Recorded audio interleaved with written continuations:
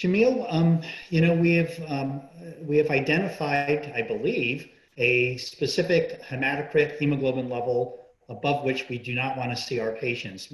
Can you review for us the data that supports that? And also, how often do you have to check to see if the patient is above that level, and when do you intervene?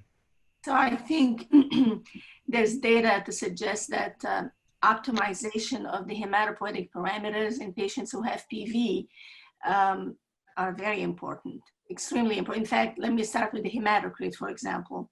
So there's data that came, pardon me, from the CytoPV study that suggests that maintaining a hematocrit below 45% is associated with a fourfold decrease in mortality from cardiac event and major thrombotic events. And that's something that we can easily do as practitioners, as hematologists, maintain the hematocrit below 45%.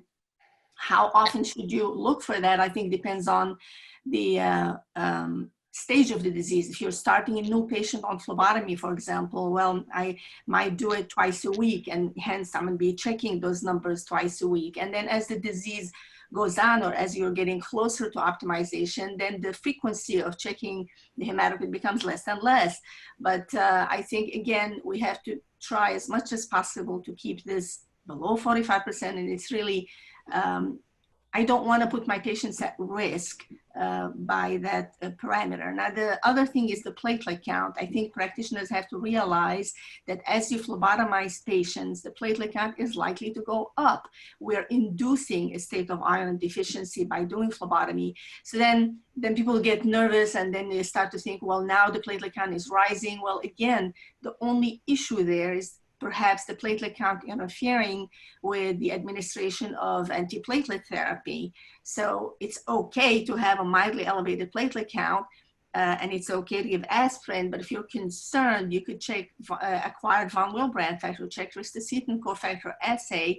But I always worry that perhaps trying to chase the platelet count in the setting of phlebotomy may be misleading to some in terms of initiation of other treatments, or even suggesting that maybe this isn't a disease that's responding. And finally, leukocytosis is something that we need to pay attention to because it is an indicator of myeloproliferation.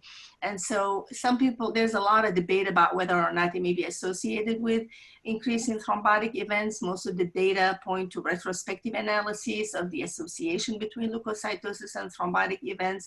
We did 520 patients who had PV, and we looked at the risk and didn't find it in this retrospective analysis. And this were like a variety of institutions that submitted data to evaluate that piece. But what it was associated with is disease progression. So it's something that we need to pay attention to. Perhaps if you have ongoing leukocytosis, maybe this would be the time to evaluate the patient fully and see exactly, is there progression? Are they compliant with their medication? We don't even talk about that.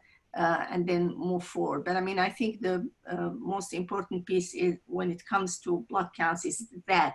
And anytime you talk about MPNs, there's also this piece about splenomegaly and a piece about constitutional symptoms. So every time you see patients in the clinic, those would be things that we need to pay attention to assess how is disease doing and what is it that we need to pay attention to in terms of disease control.